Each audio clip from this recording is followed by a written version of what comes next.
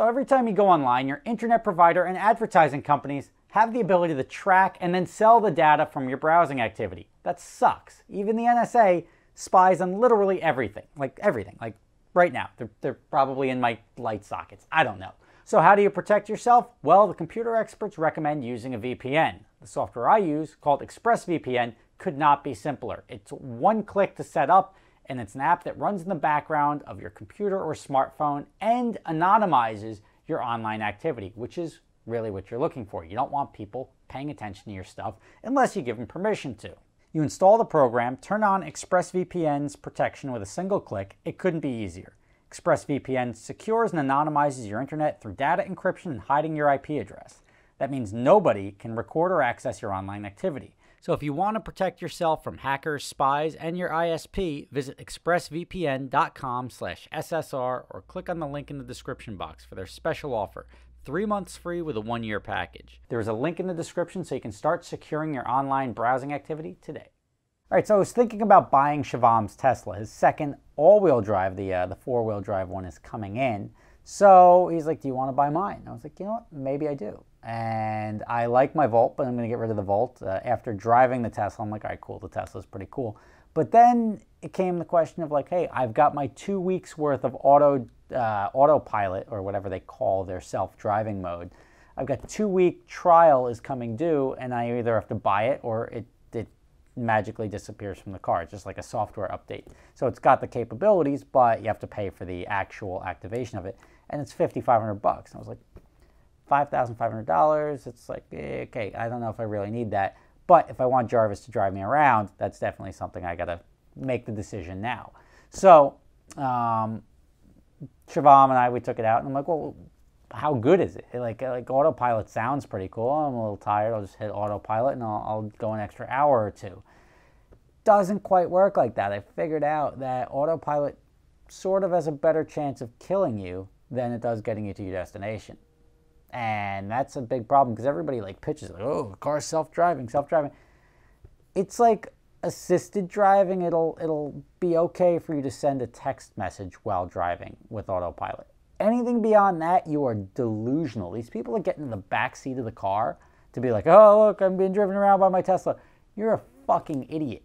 Like, I'm sorry. Like, that technology that's in that car for the AutoPilot is definitely not something that I would sit and, like, remove myself from even focusing on the road for more than a couple of seconds. Like, it makes it safer to play with the radio or, like, ask somebody a question in the back. It does not for any, like, measurable... Like, I would not trust that for anything beyond glancing off the road. So here's why, and we just took it from Englewood, New Jersey. We're going to the city the other day. Shivam had to take over once, and he had to put his foot to step on the brake twice when somebody was pulling in. But, I mean, this is a matter of like 6 miles that we autopiloted, and it's just not quite as autopilot as you'd hope it would be. Videotape the crash? Yeah, I want to videotape the crash. So Shivam's autopiloting right now, and on his phone. I don't know which is more illegal. Yeah. Like you're doing both things wrong. I have my hands on the wheel. But rocking a Tesla. Now I brought up a very valid question. I said, how does autopilot prevent you from crashing? Like obviously it sees something stopping in front, but if you set your autopilot, how this works is you set your maximum speed here, right? So like we want to go as close to 60 as possible. And you can crank it up to as much as 90. 90 is the max they'll let you go. So you could set your car to always go, so that's sort of like, I gotta get somewhere. Go as quickly as you can and only slow down when you have to. But what happens if there's a turn? Like, does the car know, like, the car will only be able to take this turn at 43 miles an hour and therefore slow down? Or will it just beeline you off the highway, off a cliff, to your ultimate death?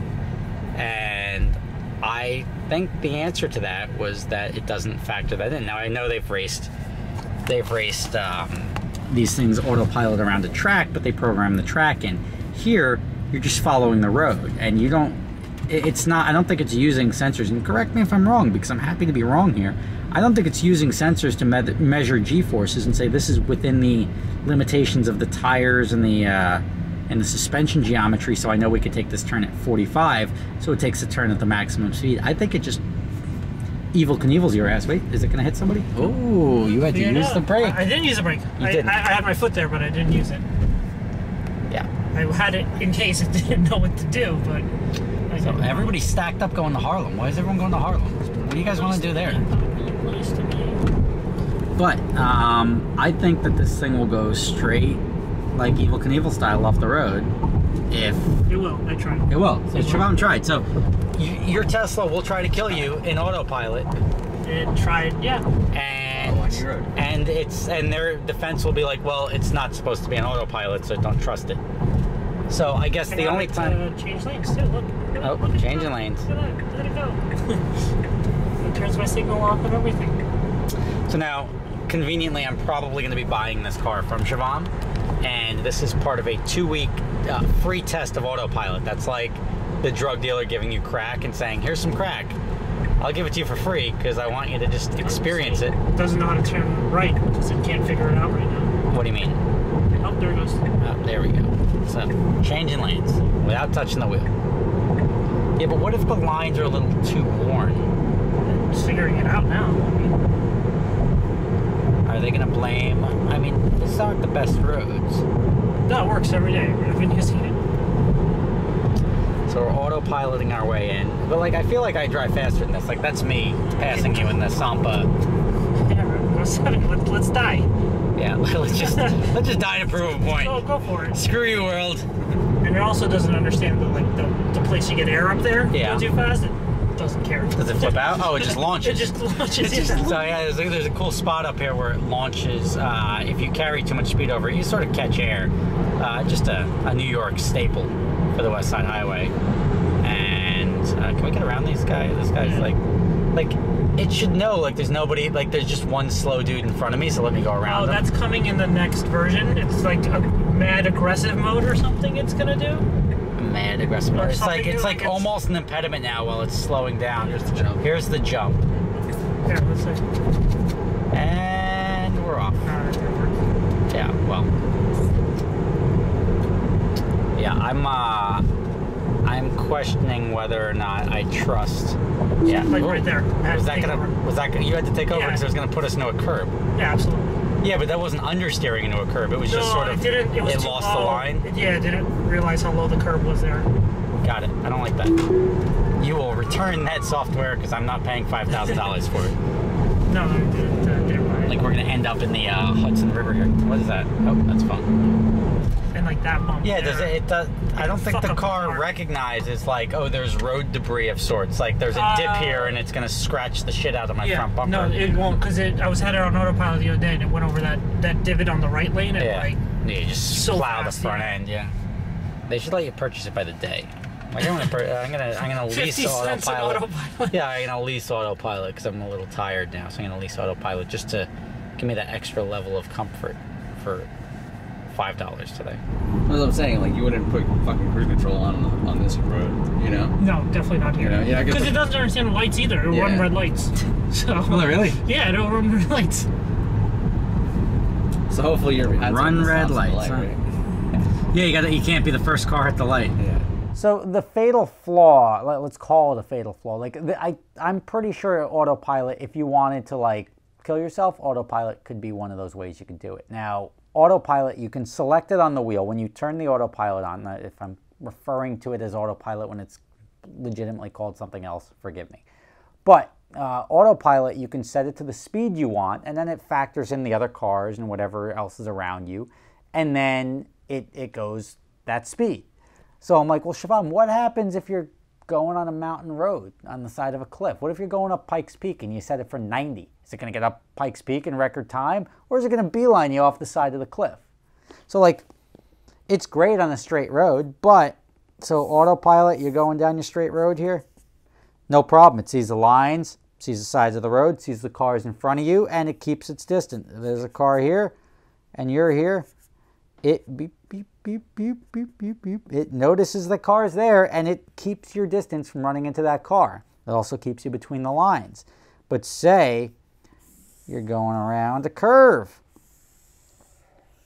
and you got your lines, ding, ding, ding, ding, ding, ding, ding, ding, ding, ding, ding, ding, and you want to go 60, and this curve can be taken at 40. You know where you're going? Pew. That's you.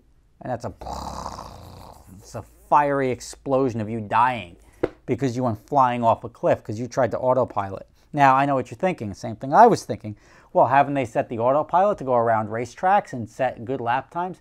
They have, but they program the track into the car. Like, the capability is there, but I don't think autopilot does anything more than it's like a adaptive cruise control to try to maintain the speed and keep you centered in that lane.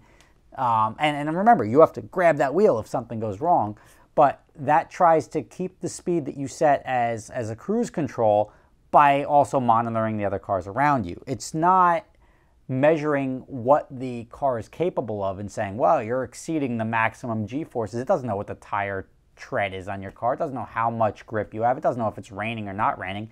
It's just trying to keep up with what you're asking it to do, and it's going to do that, and it could fatally do that to you if you get too reliant on it. People are way too eager to sip the Kool-Aid or smoke the Tesla blunt. You know that. By the way, who gives a shit? The guy smoked a joint on the Joe Rogan podcast. Everyone makes a big deal and the stock tumbles. He's not like sitting there smoking weed while he's making important corporate decisions. He's having a discussion with a glass of whiskey and a cigar, a joint, whatever you want to call it, with Joe Rogan. No big deal. Get off his ass. Go buy his stock again. It's probably a pretty decent time to buy the stock. We'll get into a whole other discussion another time whether I think that stock is a good long-term play or not. But we're focusing on the autopilot right now. And it's just not really that safe. I mean, it's one of those things, it doesn't recognize road debris. It's going to drive you right through a pothole. Stuff like that there's a log in the road, something like that, or something that doesn't show up on the radar. Or even the 96th Street jump going southbound on the Henry Hudson Parkway. Guess what? You're Evel Knieveling your shit because autopilot doesn't know any of that. So you got to take it for what it is. It's cool. I don't think it's worth the $6,000. I'm not going to use it enough if I do end up buying that car. But I don't know. I just figured it was something worth talking about. It's just, I've never experienced it. All you hear is people having it and like, oh, an autopilot crash. And it's like, you'll understand that when you understand that you have to be paying attention. And Tesla always takes the same standpoint. It's not autopilot. It's not Jarvis driving you around. It is an aid that you can use to assist. It's nice, it's a convenience feature, but it's not something you should rely on for getting you from point A to point B. And I guess the Tesla fans and the people, oh, look, I can push a button. It'll drive the car around the driveway to the front of the house with nobody in it. When you combine that with the fact that autopilot, it does get a little confusing if you're not experiencing it, but it's far from a butler. Not butler, a chauffeur. It's far from a chauffeur. It's a convenience feature that you can't rely too heavily on, but it's nice to have if it didn't cost any money. That's the thing I don't like. The fact that just like a software update, just include it with the cars. Who cares? Like, you're making people buy a $35,000 car right now for $45,000, $50,000, $60,000. Include the damn feature. It's a piece of software. You hit a button. People are going to hack it eventually anyway. So if you don't want people to hack your cars, just include it as a trying to sell the cars, include it so you can sell the cars. It's a piece of damn software. Thank you for watching. I hope you learned something about the Tesla Autopilot today, and I will see you tomorrow.